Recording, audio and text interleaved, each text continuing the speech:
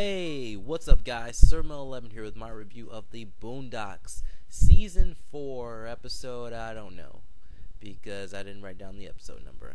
And this episode is called Stinkmeaner. Stinkmeaner begun the Clone War has that grammar. So before I start my review, I just want to say, the title's kind of ghetto, but I guess it's a Star Wars reference, right? Because Yoda talks like that, but I don't care. That's still ghetto. And this is something I was just thinking about. I don't know if it was like while I was watching the episode or like a while back or whatever. But the guy who co-wrote most of season 1 with Aaron, and he did some of season 2 with them, and he did a few of season 3, but season 3 was mostly Aaron. And the episodes he did this season by himself were okay. They were called Freedom Ride or Die and Freedom Land. And people are acting like the show is super bad now, which it is. I mean, it's pretty bad. But if this guy co-wrote with Aaron, can't we say that Freedom Ride or Die and Freedom Land would be about the quality of the show that we would get for season 4 of the show with Aaron on it? I feel like if this guy co-wrote with Aaron for multiple seasons, I feel like they've probably rubbed off on each other, like their writing style. They probably know what each other likes or dislikes, and I feel like those episodes could be examples of what Aaron would have done with this season.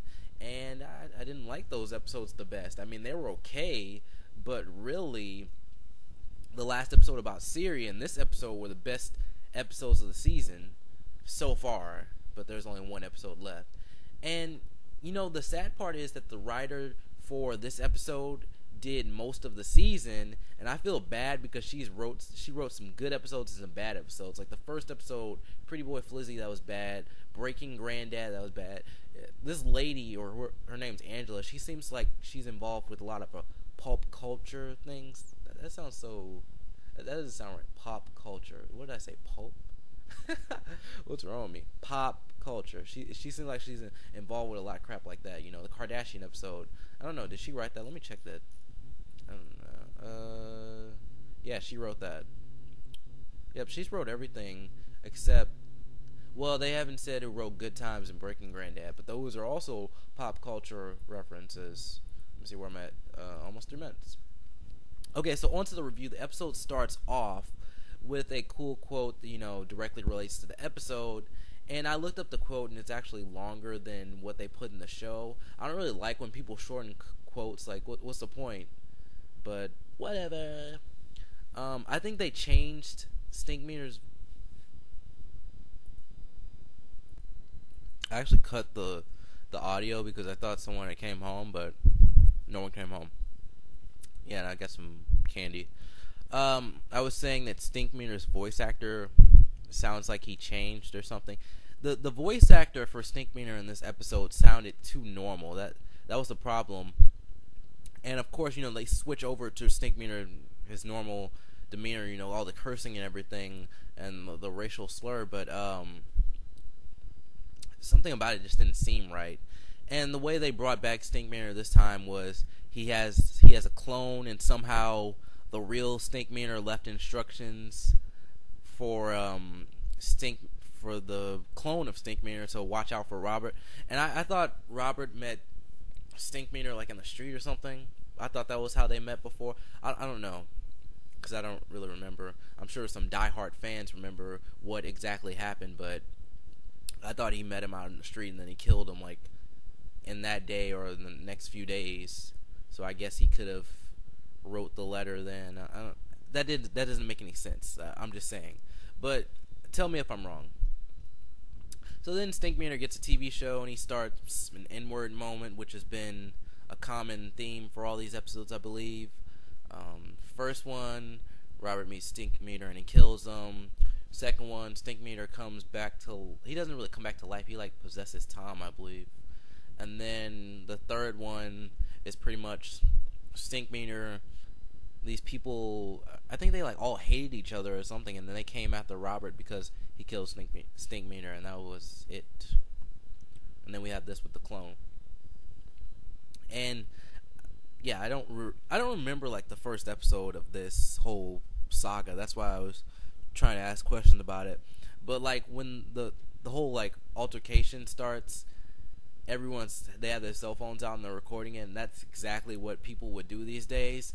And if something different was going on in the first part of this 4-part thing or whatever, I was trying to say it kind of shows like how technology and time has changed over time, I guess, because I don't know, people just do different things now. Like, I don't know how people will react to a fight if they didn't have a cell phone. I don't understand. Like, would they get into the fight or would they gasp?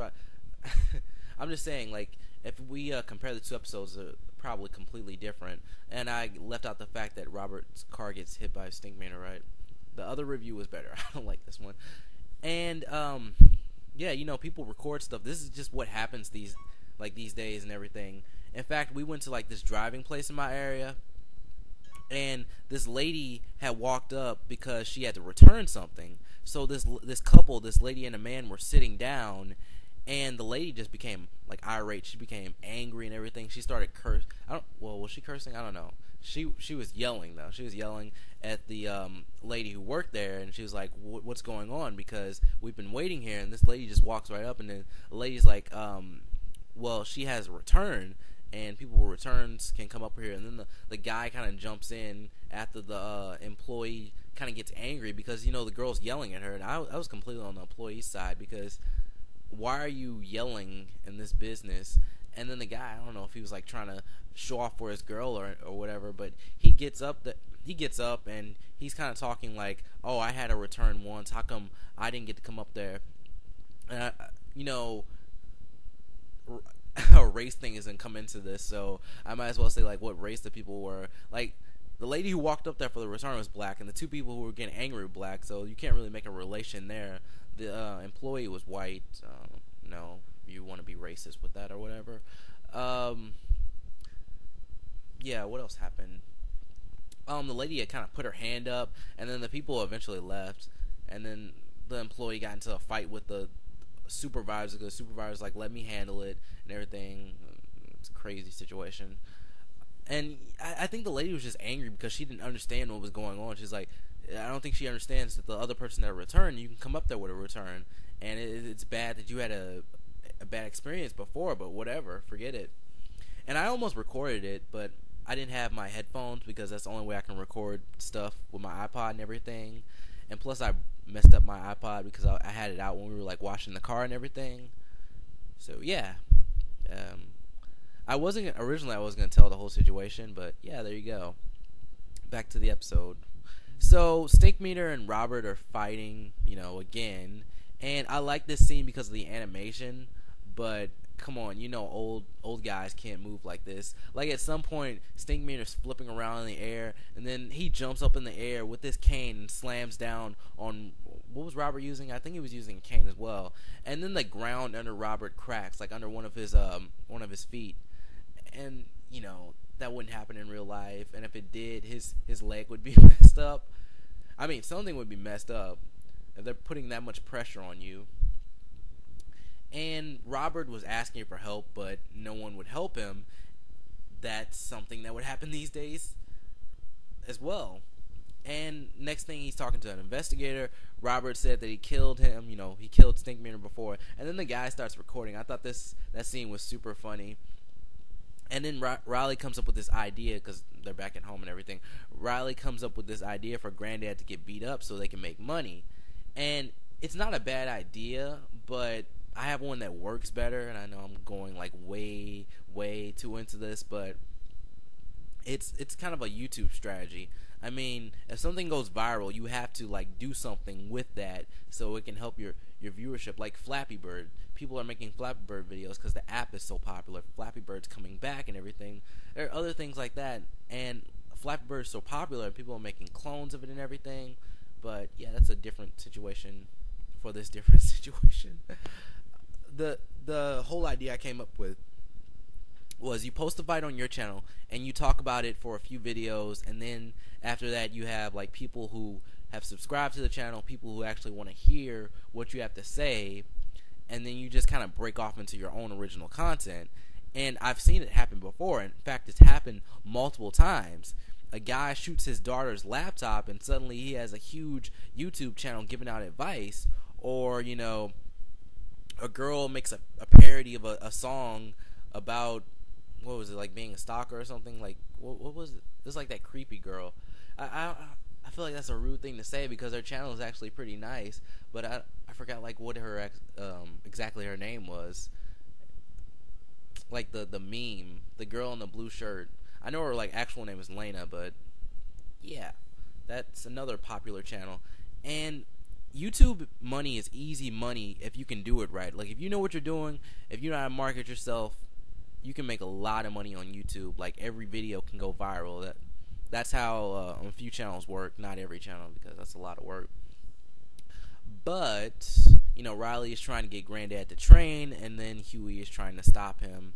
And this is something that happens in the Boondocks a lot. You know, Riley encourages the bad things to happen, and Huey is trying to get the good things to happen. And, you know, this episode actually feels like the show because it has stuff like that.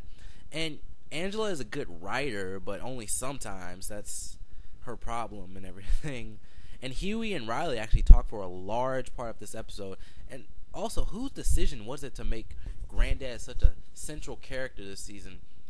Was it Angela because, you know, she wrote most of the episodes? But I feel like, you know, they should go over this like, maybe we're talking about Granddad too much. Maybe the other characters should get episodes. Like, Tom got one episode. I don't even think Huey got an episode, okay? And Riley gets an episode? What's up with that? But one thing that Riley brings up is snitching. And, you know, I think that's one of the stupidest things ever. You know, like, people against snitching. I don't even like that word because by saying snitching, you're making it sound negative when it's actually a positive thing. You know, people are idiots. If someone screws you over or messes with you and you won't tell anyone, I personally hope you get screwed over and over again. That'll just show you. I mean, that's what you get for being dumb. If you tell, it stops. Even if it doesn't completely stop, because I've seen it happen, you can still tell again. And it applies to like things like school and even the real world. I mean, if someone's messing with you on the street, tell the cops and, you know, give them a description and everything. Don't be like, oh, all right, I gotta get my revenge. Okay, I just got humiliated. It's so stupid. And I know I'm just like going off on tangents, but I'm almost done with the review, guys. And this episode had some weird out of place Star Wars, like it only had one. It was like an out of place Star Wars scene, and it was kind of supposed to be like related to what's happening, and I was just like, well, what's going on? Like, you know, like how the last episode randomly had George Lucas in it. I don't know what they're doing, but they're on to the second fight in the episode, which wasn't even a fight. And you know, like when they get there, Robert calls the police ahead of time. I like that. And then another thing I liked was Robert, he elbowed Riley in the face when he kept insulting him. Like, he deserved it, and I was like, come on, please hit him, just make him shut up. And then he just elbowed him. I was like, yeah. And then Stinkmeaner gets arrested, and then Ed randomly gets him out of prison or jail or whatever. And this season makes no sense. Like, why haven't we seen Ed more? Have we even seen Ed at all? And why haven't we seen Eddie and Ed together? That's his son, right? What happened to all the characters in the show? You know, why are they focusing on Granddad so much? There are like tons of things that are wrong with this season. And Ed, you know, he pretty much makes Granddad fight Stinkmeaner because, you know, he owns the house. And Granddad is holding all his anger in. He's becoming more like Stinkmeaner, like his hair, his glasses. This is cool, but I don't know if it was kind of drastic, you know. It just kind of just happened. But I like the progression of time in this episode. Like in some cartoons, they don't really progress properly, so it feels like rushed and everything. This felt good. I don't know. And Granddad, he's holding in all his anger, becoming more like Stinkmeaner. Riley's adding fuel to the fire by saying stuff to help him get stronger because he's training and everything. And I like the part when Riley kind of calls the girls on TMZ attractive. That's not what he said per se, but what he said means the exact same thing. So, And then this show is racist, like no doubt. I'm not racist, but I'm just trying to explain the situation that this show presents often. So I'm not racist. So they're making blacks and whites look like polar opposites. And then I feel like when you do this, you're taking the extremes of each race and comparing them. Because if you think about it, a black guy and a white guy, or any race and another race, they can act the same way. Like, I don't understand why they're making it's like stereotypes basically. Like, you notice how a lot of black people in the show are crazy, or you notice how Tom, he's normally calm and everything, but sometimes he just flips out. That's something that's stereotypical to black people. And then, like, the white people in the show are proper and quick to, not partake in the activities that are happening, like the bad activities and everything. Or they'll have the white people automatically call the police. They're using the same joke over and over again. Granted, there have been, like, exceptions such as Sydney, the weed dealer, and, Butch, but it's still a joke that needs to go. Dude, this review is getting too long. Like, okay, I'm finishing this up as soon as possible. I'm gonna go fast too. So Stinkmeaner and Robert are fighting. This is the final fight, third fight. And what I liked about this one was that Robert, he just starts hitting Stinkmeaner while he's talking and insulting him. And this is pretty much a beatdown. And I normally don't like beatdowns because I want the fight to progress to that. You're fighting for a while. It's like, oh no, he's stronger than me now. That's kind of how I like fights. But Robert wins the fight, and then he almost kills Stinkmeaner, but then Huey comes in and stops him.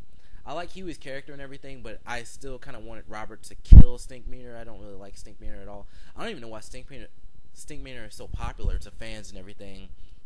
And then Ed calls the fight off because it's not interesting if Robert's the one beating down Stinkmeaner. And now Stinkmeaner, I think he kind of lives in the neighborhood or something, or he's like stalking Robert. So he's like outside the house. This is like 3 months later, like yelling for Robert and everything. And that's kind of where the episode ends. And this season has been up and down, but they did establish new characters in different situations. So if they wanted to do a season 5, and I would say bring the creator back at this point because the episodes aren't as good. And maybe that's just because they have a different writer doing it. The creator normally wrote most of the episodes, so yeah, that might be the problem. Or maybe this writer isn't just that. The writer isn't that good. So, we got Eddie, Stinkmeaner's clone. You could throw in some new situations with that, and you have like the Boondocks characters that you haven't even used this season, where you could throw in some situations with that. And we got like a whole lot of parodies this season, which was stupid. This episode was great. Next week we'll be focusing on someone besides Granddad. Riley will be using some sort of gay slur, or he'll call someone gay. I think he said that's gay or something in class, and now he's in trouble. It's kind of like the N-word episode they did, and they're still recycling material. But yeah, since people have been telling me, oh, there are messages in the Boondocks, I try to include a message in each episode. And I guess you could say the message in this episode was pretty clear and a good one. To fight someone, you might have to go to their level. And if you go to the level, you start to lose yourself and you start to become more like them. Or the other message being that it's only funny when something bad is happening to you. Once someone else gets the same treatment, it's no longer funny.